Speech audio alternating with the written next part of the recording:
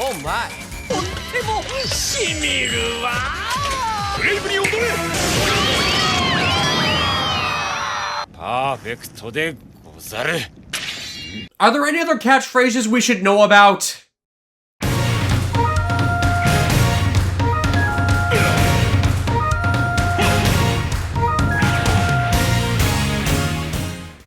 Okay, I think we've delayed it long enough. Let's address this. The fact many condemn Kyouryuger as Daigo Sentai Daigo Ranger. Regardless of producer mandates, the show does focus too much on the lead Red over the rest of the cast, and they certainly had opportunities to give stuff to them to promote a greater prominence. To some, it felt less like a team, and more the rest being cheerleaders for the guy in crimson, which is compounded by it being the largest Sentai team at the time. Now to be clear, this is a legitimate critique I can understand others would have, but it doesn't bug me here as opposed to following ones, as they didn't completely fuck this up as they would after, and this is not where it started. Even going back to the Showa entries, the Red Sentai was the main character and team leader, but the rotation of who helmed a story kept that from being detrimental. Over time, this began to slide to the Team Red being more prominent, becoming most noticed in entries from Yasuko Kobayashi like Gingaman and Time Ranger, to not even address some elements of back adaptation from Power Rangers where one character was always more upfront like Tommy Oliver, or even Andros. But while it slid in for years, it only really started to become a problem in the 2000s, when Toei started to rely more on Idiot Reds as protagonists, which would polarize a show between whether they were tolerable or not. As you've disliked the main character, you're more likely to dislike the entire show. Shinkenger, while not possessing an Idiot Red, many point to as the final floodgate for this because it was ridiculously successful and popular, and its story heavily revolved around its Red Ranger. And when that happens, stylistic elements of the perceived success carry on. Though it didn't until Go Busters overfocused on Hiromu and detracted from other potential arcs, as I again restate Yellow Buster got more focus in a frickin' Tyson movie than in her own show. Which brings us to Daigo, and he's not even the culmination of sins on this, as they did it even worse in the shows following, where one actively stole his teammates' powers and refused to ever stop throughout the entire series.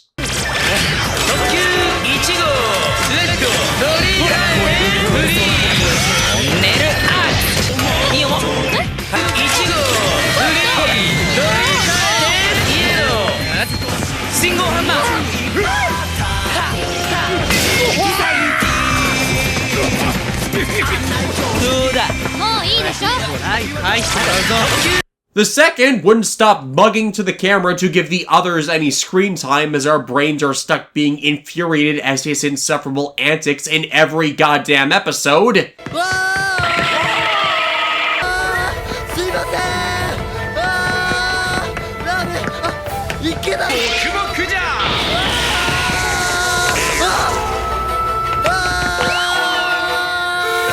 And the third stole the story arcs of his co-stars, and told one of them to kill herself.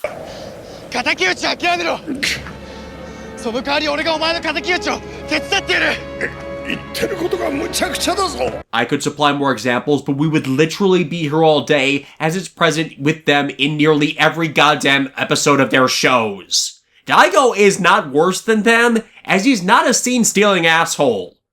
But this is where fans got sick of it, as that sliding scale had finally swung too far, and thus this stigma is the most inappropriately stuck to Kyouryuger. This is also a consequence of Sanjo's writing style. Kyouryuger has a lot of main story episodes and less filler than other Sentai, partly because of the extra team members that need to be introduced properly, meaning that cut time available for all of the cast. Many of which he didn't even have material for them to have a story in the first place. Now, why I don't find this crippling to the show is Daigo does not intentionally overshadow his co-stars like Raito, Takaharu, and Lucky did in the following entries, where even the episodes meant to focus on the other characters were garbage, or nonetheless would come back to eventually glorify the Reds, even if they were in every way wrong. With Kyouryuger, again, all of the kids are on the same track, same journey. So little of what was done, like Miu and Takachi having mutual crushes, mattered in any way to the series' eventual culmination, which was always focused on our dumbass protagonist and Zeto's obsession with him, and any nuances and growth were reset when they were returned to being children at the end of the show. With Ninja, the character B-plots were so god-awfully handled, it just repeated the same damn point again and again with them, but showed no actual progress or development with them. And often the way the series handled that repetition would invoke character assassination instead of advancement, with how badly the show treated everyone just for the sake of a cheap laugh. And Takaharu spearheaded it. What's that? We've got a legendary 12th warrior for Kyouryuger, whose entire character arc is tied to his connection to the show's big bad he supposedly defeated centuries before? Well, fuck you! Dumbluck Shishi Red steals all of that for himself, as the true warrior that defeated the antagonist alone, in complete contempt for Sentai's emphasis on the power of a team, through the bullshit Deus Ex Machina of traveling back in time to take advantage of a power-up he did not earn, invalidating yet another member of his own damn team for having a purpose to exist in the story. Why even have a 12-member team if not even half the fucking characters actually have relevance or meaning to exist? You never become immune to the pain of people being stupid. It's a tax ignore armor class. Especially it's been proven by this point that Lucky is nothing but a Gary Stu Flanderized ripoff of Daigo and his character archetype, and how much worse they did with these three than they did everything people complained about with Daigo.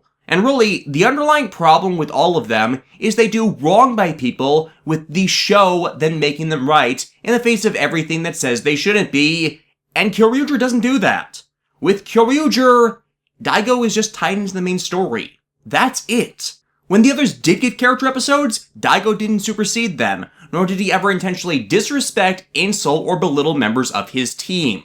With every Red after him, bar Yamato, they are never recognized nor held accountable nor corrected for their reprehensible actions until it is too late to salvage the character, as Raito, Takaharu, and Lucky are consistently let off scot-fucking-free for their reprehensible conduct, and they are nothing but unlikable assholes as a result, which strangles any appreciation of the show they're in, as they won't get out of the fucking way for anyone that might be more appealing than them. The consistent bitching about Daigo in the face of that, frankly, is vastly overblown to such a level I haven't ever seen. And I'm in the camp that hates on Sasuke Uchiha and Starlight frickin' Glimmer for reprehensible acts they actually committed. I seriously do not understand the hate on people have for this character in the face of the evidence of worse actions from his successors as a result. Hell, he's not even a focused on character outside of the story arc. Episodes 5 through 7, he's barely there, and that holding through much of the show as the others are allowed to step up.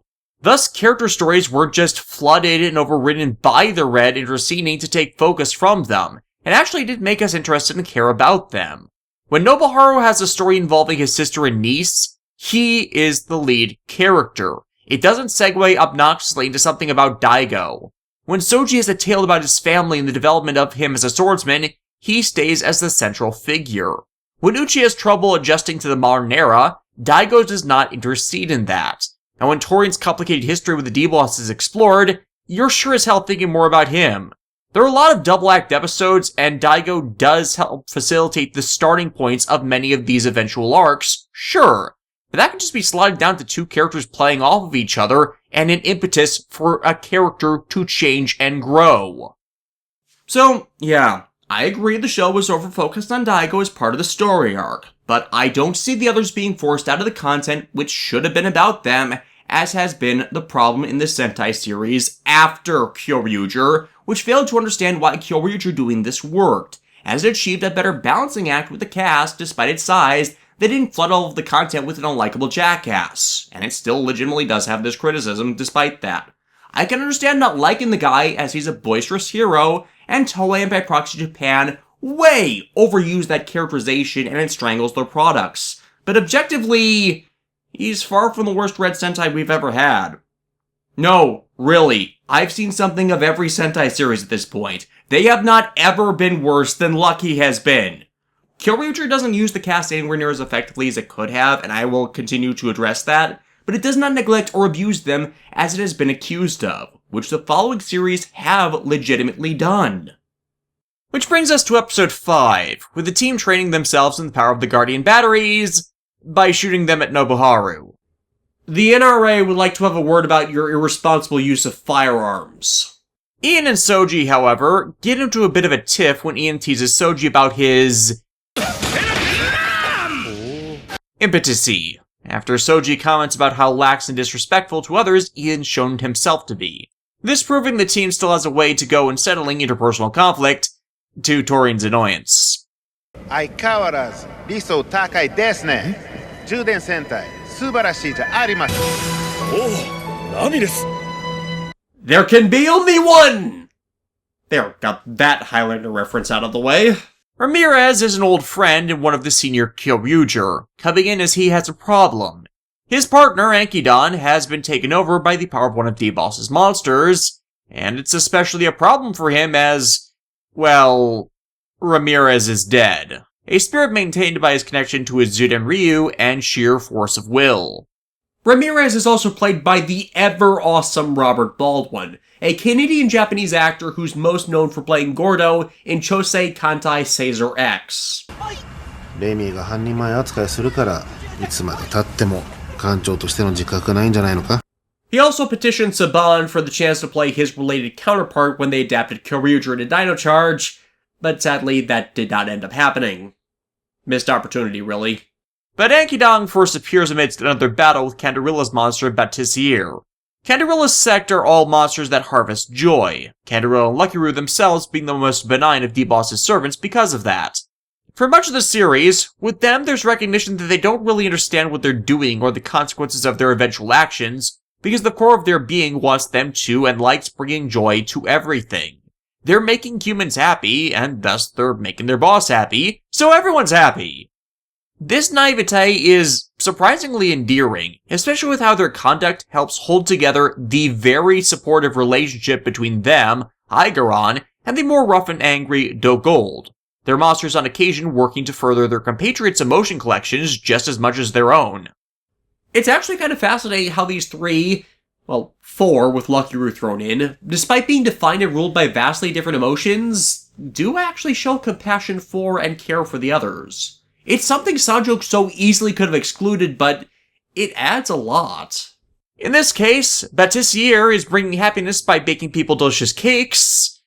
And the cake is a lie jokes in 3, 2, 1. Yeah, Batissier's confectionaries are tainted by a spell that gives everyone cavities. Candarilla is surprised it could be so cruel, even as it feeds Aigaron's Sorrow Pillar. But even the monster is ashamed and confused by how it's doing this, another personality having formed within it.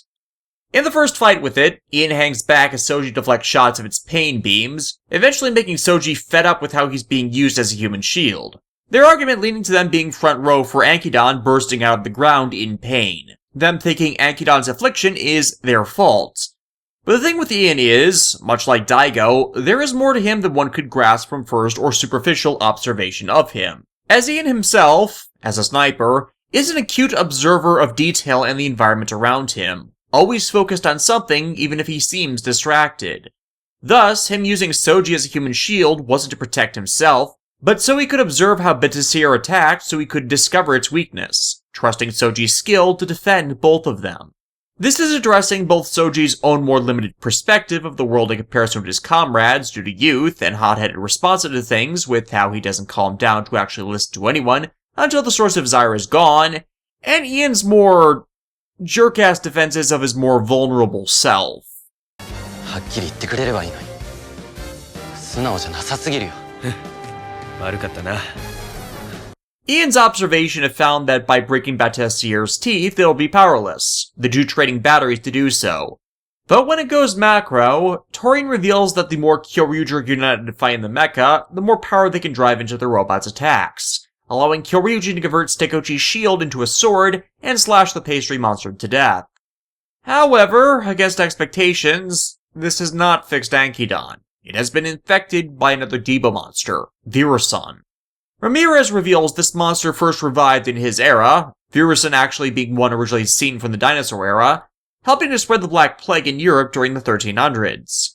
Ramirez originally died stopping him as he fought alone, but they didn't get all of Virusin, some of it nestling itself in Akidon, and slowly over time grew in power, cutting Ramirez off. And while Ramirez is confident they can help save his partner, Amy's experience with wearing a mask allows you to see it's just a facade, disguising how worried he is. Though not for his own life. 大丈夫よ、トーリー。私も死んでます。神です。 But for his partners, and not wanting to burden the rest of them with something they may not be able to change. But her caring like this, seeing the camaraderie between the group already, is something he wishes he could have had in his era, and Amy herself seems to have swept him off his feet. Not like that! Yeah, that's because of Virusin, who's now powerful enough to manifest itself separate from its host, coming to Canderilla and apologizing as Batissier going nuts. Yeah, he infected the now-dead monster with his virus to help it get enough power to fully take over Akidon. But after hearing Canderilla sing for a short time, it started to gain the energy needed for it. Much like the Kyouryuger and the whole Melody of the Earth thing, the D-Boss agents also gain power from music. Canderilla acting as their army's personal D&D bard, and now her Melody of Darkness can amplify their strength and fighting potential, while also creating disharmony in the Kyouryuger's own resonance. Thus, by them partnering up with that music, Virusin can unleash a sleeping virus, generating happiness for Canderilla with their contentment, before they all die blissfully unaware of their bodies wasting away. And also give Virusin enough power to kill Akidon from within!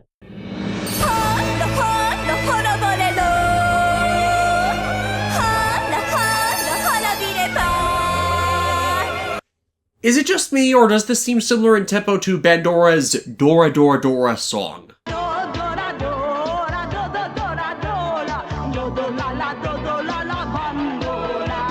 With people dropping, though, Amy and Ramirez are able to pin down the source, Ramirez calling out Akidon, so Amy can use another Guardian battery's power to slip inside Akidon's battery, to find Virusin's true form restraining and trying to weaken Ramirez's true power, in hopes of depleting the battery to kill the beast. How does Amy fight that?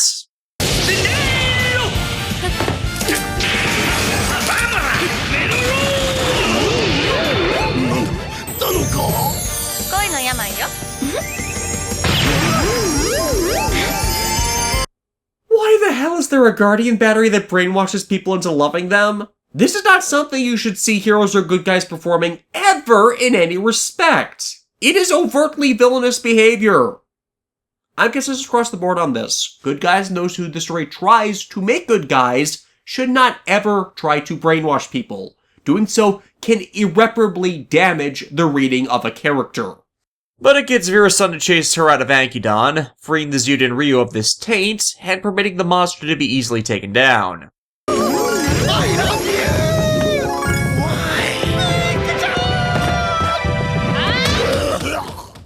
No. Oh my.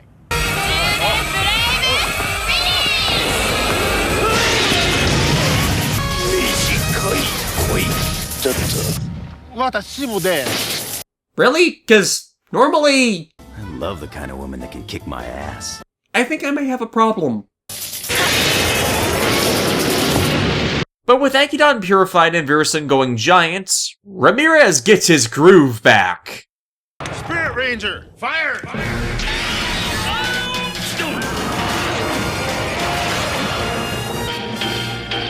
Hagane no Yusa! Kyouryuger! Spirit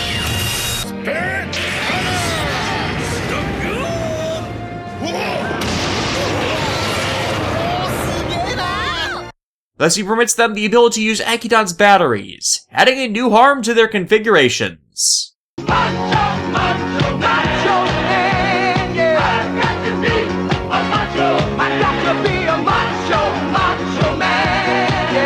With his power restored, Akidon's left in their care, Ramirez deciding to take on the goal of finding their compatriots to bolster their forces, as the still living Kyouryuger seem to have things handled right now. See you, powerful lady.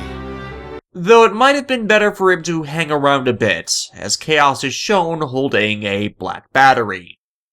Ramirez's introductory arc is all things considered decent. He's classified as an extra ranger, though it's far too early to have an extra ranger introduction, but you get that throughout Toei's series these days, where their power-ups and advancements for everything happen at too fast a rate. I'm not too happy with how he ended up taking a back seat. Again, the problem this show has in managing its huge cast is it struggles to do much past the core team, but at least his part in things was a beneficial double act, with getting a firmer grasp on who Amy is, and helped facilitate Ian and Soji's arcs. That's kind of the feel you get from the Spirit Rangers. They serve as more senior mentors, while also possessing the ability to fight alongside them in battle. Episode 7, however, is more focused on everyone in settling the team dynamic, beginning with the lot outlining their goals of how they're going to defeat D-Boss. Gather the missing Zyuden and Ryu, learn how to best use their abilities, train, and defeat the monsters as soon as they can to prevent emotion cultivation.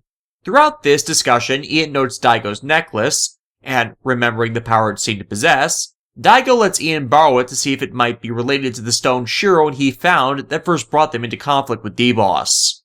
Though this also makes Daigo realize he forgot all his stuff at his campsite on the island. It's been literal weeks. How could you forget something like that? Thus, while he and Torian are off retrieving his stuff, the others end up facing the gold scheme on their own. Yakigante using its powers to turn their Zorima into clones of the Kyouryuger. Zorima can already shapeshift. Shown 2 in episode 5. Couldn't they just do that on their own? But it's so they can sow discord between the remaining members. As shown with Soji and Ian before, the only thing keeping the 5 together as a team is the respect Daigo earned. The rest have not really bonded yet into a real team without that commonality. Thus, while these bonds are weak, it is extremely smart to exploit them like this to turn them on each other. It's actually a better execution of the whole thing with the dummy dopant I discussed with Double Begins Night. Yakigante's power set allowing the clones to tap their opposing numbers' greatest insecurities to bring out their rage. This is actually all stated and reflected in the following actions. Daigo, meanwhile, after grabbing his stuff, is front and center to Chaos and Torian's first conflict in the series, as Chaos tries to abduct him, Torian banishing him off to find the team at each other's throats. Ian's doppelganger still among them, and to twist the knife irreparably, calls him out for being a terrible leader, and smashes his pendant. これで恐竜レッドも大激怒5人の心は完全にバラバラお前の言う通りリーダー失格だ自分が許せない What? It's... What?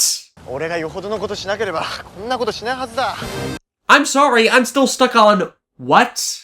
Idiot heroes never recognize nor own up to nor show acknowledgement of their flaws and mistakes with intent to change freely like this. They always need to have it shoved in their face to even begin to admit it, and that rarely happens because the character ends up being a creator's pet.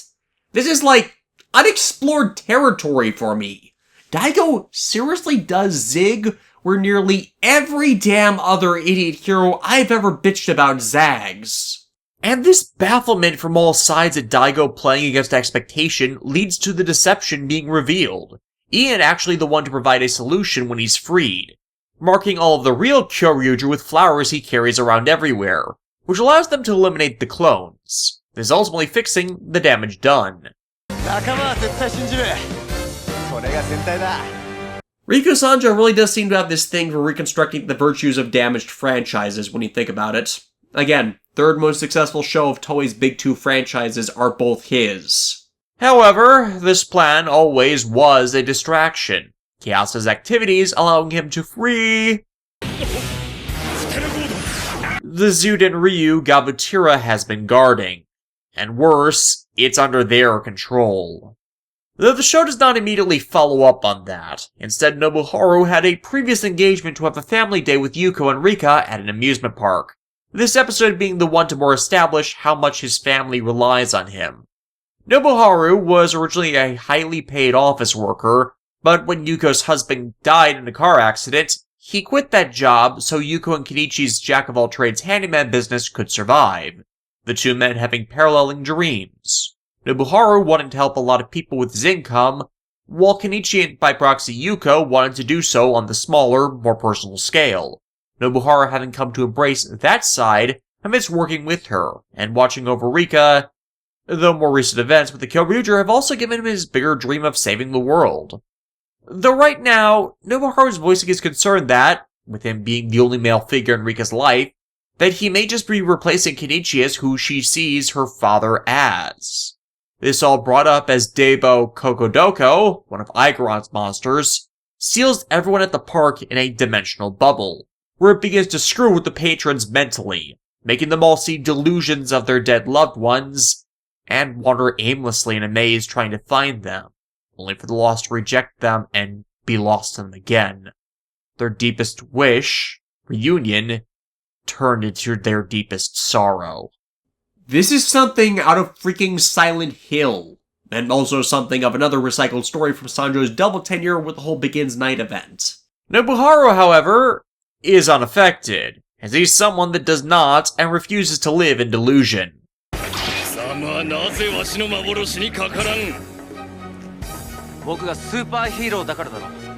But Nobuharu wasn't the only one to avoid this trap.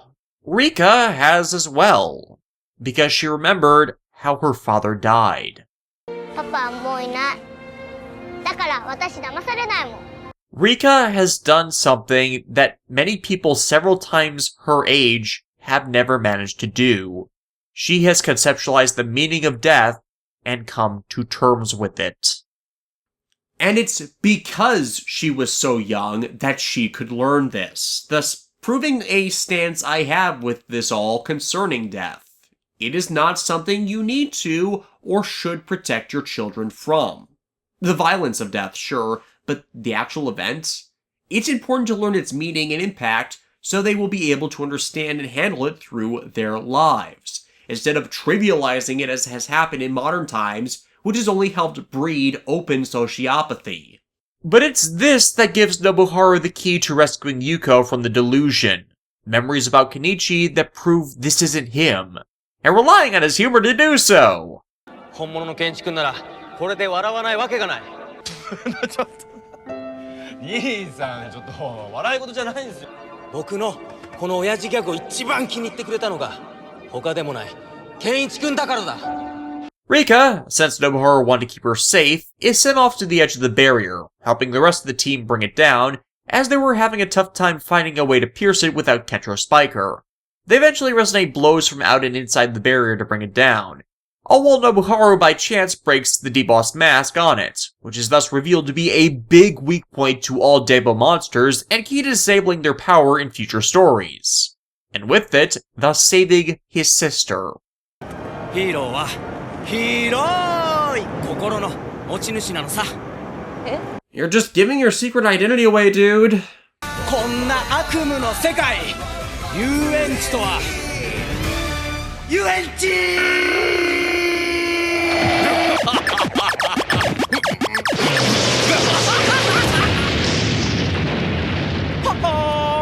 バカウケ However, this battle isn't quite done. Patera Gordon flying by, with Taurine asking they face it, only for it to use abilities that can only be wielded when it has a battery slotted in. Taurine tells them all of Patera Gordon, how he was the battle commander amongst the Zyuden Ryu in their war with D-Boss. But after losing his partner in the Sengoku era, he fell corrupted and was sealed away. That loss in particular of said partner, Kyoryu Gold, also weighing on Taurine, as it was his fault. And it's a consistent feeling you get with Taurine, who's been at this sanity knows how long. Every time he's recruited someone before this era, they've died. The legacy he knows is a series of failures and losses. It explains why he was hesitant to involve anyone who couldn't pass their challenges and why he wanted to gather anyone he could this time. But with Gold, his friends in the Sengoku era were murdered by Chaos and Gold. So when Taurine was restrained and used as a hostage, Gold flew into a rage, with Taurine having to watch him vanish. This is why he exploded at Chaos 2 episodes before, when Chaos attempted to do in Daigo. He doesn't want to see that ever again. Not made any better that unlike Ramirez, Gold Spirit is MIA. So when Patera Gordon is sent on the attack again controlled by Do Gold, Taurine decides to join them. For Do Gold was the one who did the deed, but Do Gold doesn't remember. He barely remembers anything. Which explains an odd line from the first episode.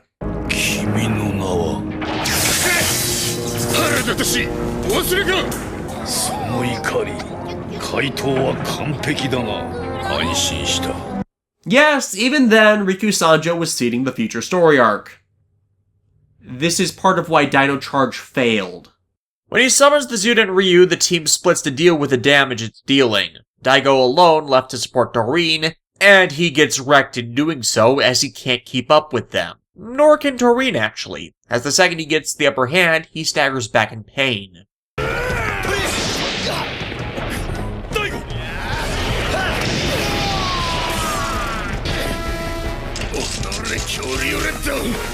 The indignity of having his face cracked causes Do Gold to board Patera Gordon, revealing it can transform on its own into Pateraida no, which only makes things worse with how nimble it is and effective its arm blades are. Patera Gordon, by the way, well, not my favorite of the Zyuden Ryu, is certainly the best designed. I guess I just have this weakness for arm blades, as they always seem like really effective weapons to me. Fortunately, they managed to deflect its attacks through quick thinking and throwing Kyouryuger's shield, allowing them to counter, which makes that crack on Do Gold's face widen, revealing under it, skin.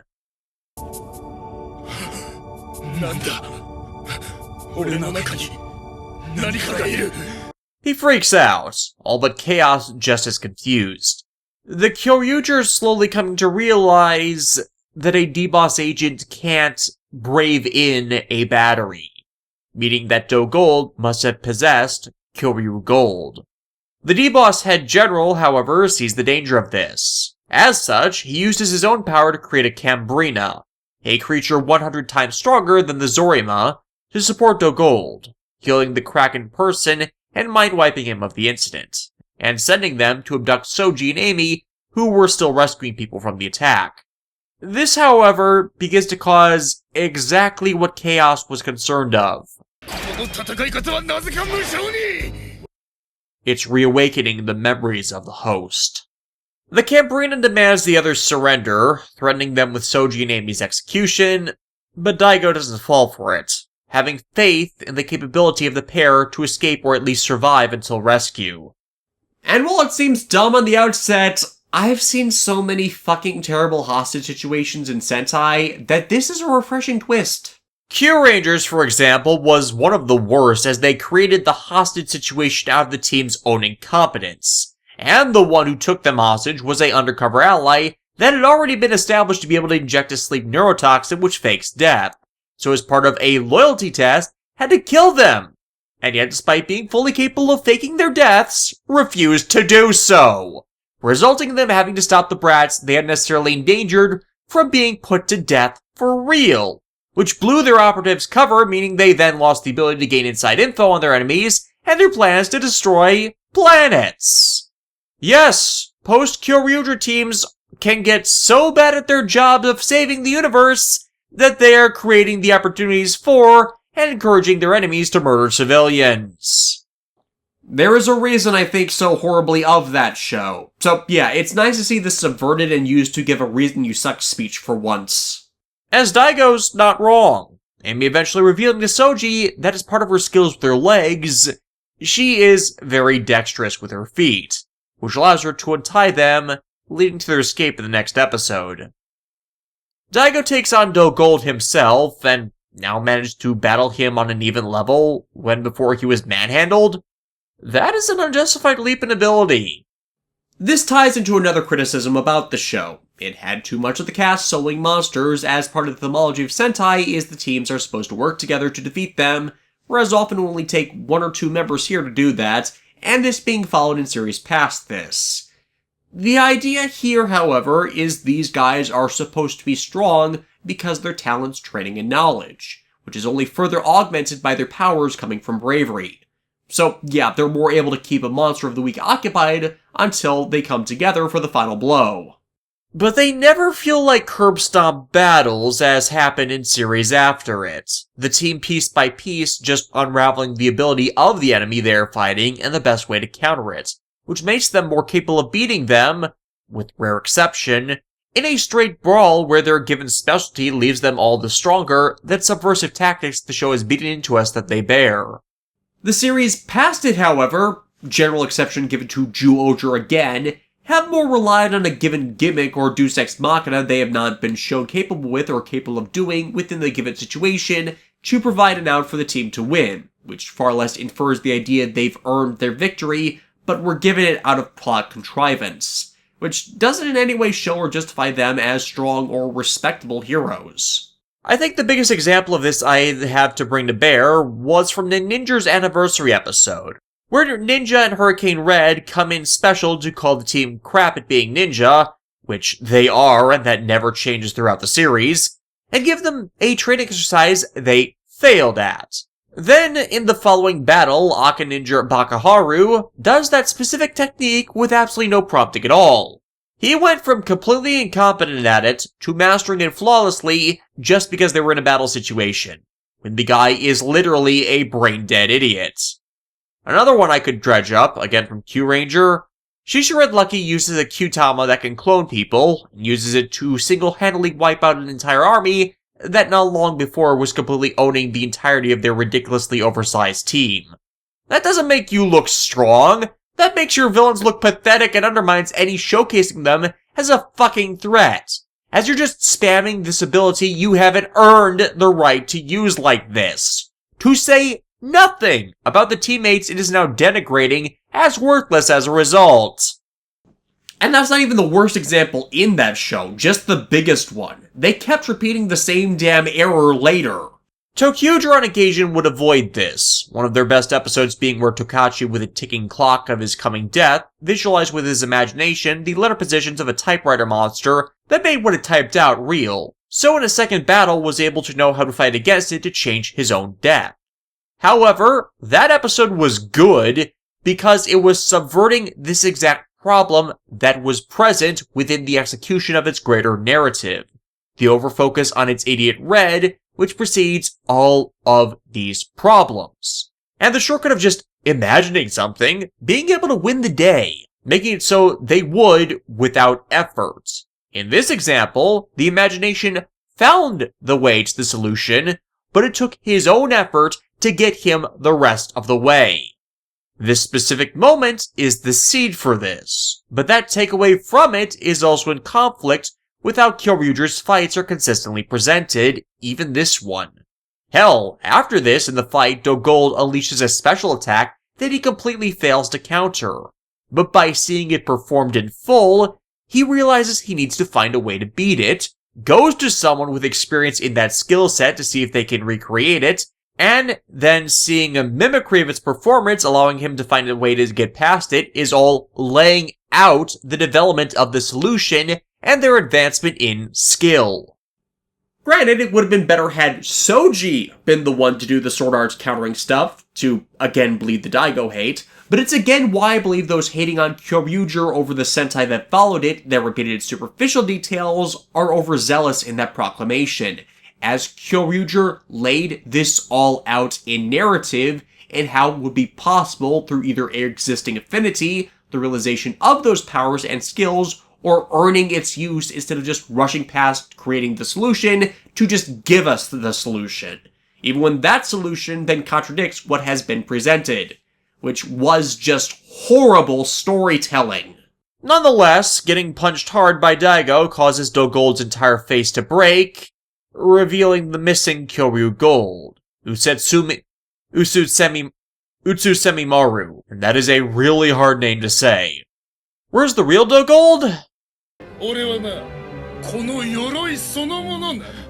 Dogold is a parasite, taking other beings as hosts and using them as its own power, able to possess anything as long as it's enraged. Repossessing Utsutsume. Okay, that is a really hard name for me to say, so I'm just going to start doing what the show does and call him Uchi. But with Uchi getting his memories back, he begins to fight the armor from within, stopping him from killing Taurine, whose wings have fossilized due to exhaustion, and withdrawing. Oh, Taurine's wings? The Birdman doesn't have much of his own power to draw upon anymore, and he's running on fumes.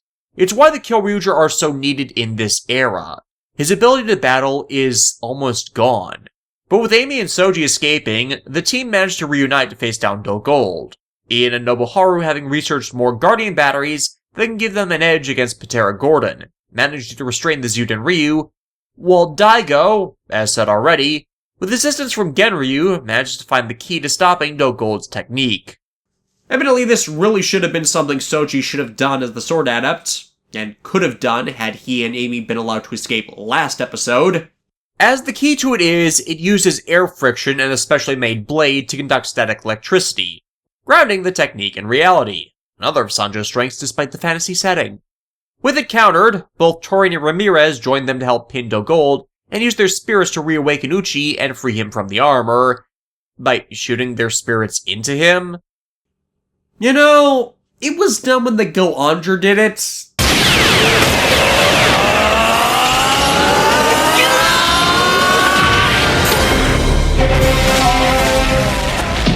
And it's kind of dumb here too. But it does succeed in freeing him, allowing Uchi to rejoin the Samba.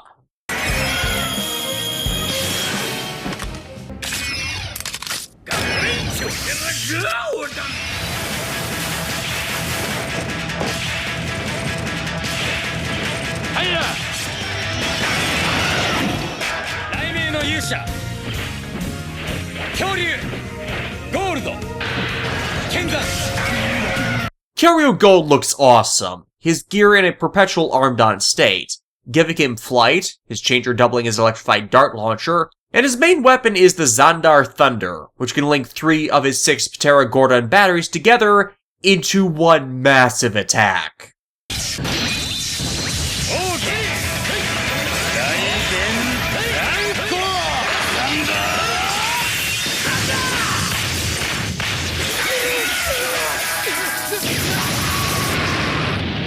And with him freed, so is Patera Gordon, finishing the job the others started.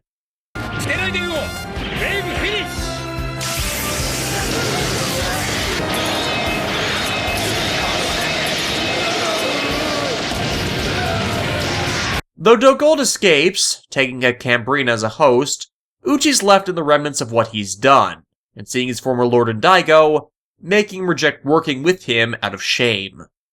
So, like everyone else, his allegiance needs to be earned due to his own baggage. Around here is where superhero Tyson Z falls in continuity, if it even is canon. Though by evidence of the more recent Gavan and Deca Ranger events, it just might be.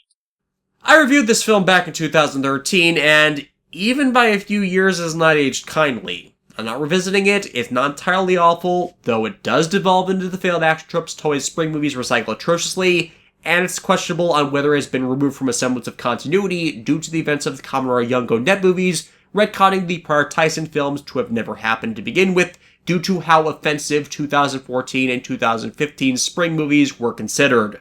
Though as is the flaw of all the spring movies, the protagonists from the current show are barely part of it, so you can pretty much disregard it anyways. But the Kyouryuger and Wizard do get some pretty badass moments and chances to build camaraderie in it nonetheless.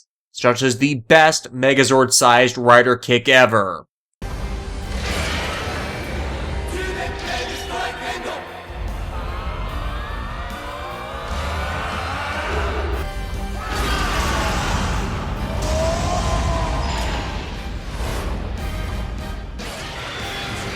And Uchi getting a pretty damn awesome tandem attack with Kamen Rider Beast, though Uchi's use of the Futa Brain battery is problematic because Uchi's Gaburi changer cannot load any other batteries. If he removes the one in it, he powers down.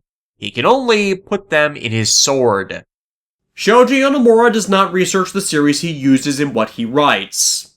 Still, it's not a complete write-off like the other god-awful spring films. Just remember Retsu Ichijoji is not supposed to act like he does in the film. Still, to keep their siege going while Dagold adapts to his new body, Chaos has Canderilla summon Debo Haneki, which looks nothing like a joy-based creature, especially as it steals people's bones. Does it at least feed on them? Cause otherwise I'm reminded of an idiot anti-dark magic instructor, and a lackluster episode of Farscape. To lure in prey, Canderilla once again takes human form, that of her actual voice actor, and garners a following parading around on a concert tour with her dark idol music. And no, she does not have a metal ballad about wanting chocolate. This distracts the audience so Honegaki can steal people's backbones, metaphysically taking away their individuality and making them subservient to Canderilla's will. So when the Kyouryuger arrive, they have to take out the patrons with harmless Guardian battery effects. But with his body being made of bone, the core team's attacks are less effective. Uchi coming in and impressing all of them by his core fighting style, taking advantage of an amalgamation of all of their skills. Uchi calling them weak as he's better using their main skills than them, despite his use of them all being secondary to his swordsmanship.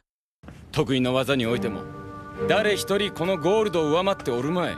Though oddly, Amy is the most irked by Uchi's continued brushing off of them and their attempts to get to know him, chasing after him, and learning it's all an act he's agonizing over committing, while being embarrassed over his archaic use of the ye olde time version of Desu, Deigozaru. It's fine. I'm used to it from being a Rurouni Kenshin fan. His jerkishness, all reflexive towards the shame he feels, wanting to punish himself by keeping them at a distance, and not helped by Daigo's resemblance to his former lord, Moshinosuke, who he felt he betrayed by joining with Torin to fight D-Boss in the Sogoku period, which, while necessary to protect far more, led to Moshinosuke dying in his arms. キング殿の顔を見て思ったのでござる。今度こそ強く無頼な男として接していかねばと。 And while Daigo is nothing like that, the resemblance dredges up all this regret. So Uchi's acting in a way he sees his old friend would have wanted him to, even though this is a different era. Kindness is no longer seen as a weakness, but a strength in fighting against a cruel world. Again, with a ridiculous number of bad Toei series and other superhero works not fucking getting this. Thus, Amy decides it's her mission to help Uchi integrate into this era, getting him some new clothes, and coaching him on how to act cool and aloof like he wants in order to honor Moshinosuke, but without being a dick about it. Later, however, Nobuharu encounters Canderilla in human form by chance, they two flirting with each other by proxy of them enjoying bad jokes, but it all serving as a distraction allowing his spine to be stolen. Nobuharu is then used as bait to trap the others and steal their backbones, leaving them all enslaved, except Amy. 上司は無理です。自分不器用な男ですから。 Come now, a little food, dancing, a back rub, put a little effort into it. And amusingly, it also fails to work on Uchi. そっか、うちもともと女の子苦手だものね。 自分と同じ骨太なやつはダメですから。 You sure? Cause with the tone of the Moshinosuke flashbacks, I could have sworn this would have warranted another, because damn it, everything is gay about this. But no, not this time. But with Amy breaking the vase, the victims are restored, the pair tandem attacking the bone monster for another extended showcasing of Uchi's ability. In the aftermath, though, the rest do take Uchi's criticisms about them all needing to find ways to improve to heart. Amy seeing this as moving the developments between them forward, as Uchi seems far less of a jerk. Though it would have been better if he found a way to advise them in how to improve instead of just saying they suck. Knowing what and how to improve is part of constructive criticism, dude. Plus, this serves as a missed opportunity in establishing Uchi as a potential sparring partner / trainer for Soji, or Torin having helped Uchi develop his skill way back as Soji's a swordsman, Uchi's a swordsman, and Torin's a sword bird man. Missed opportunities are abound with that.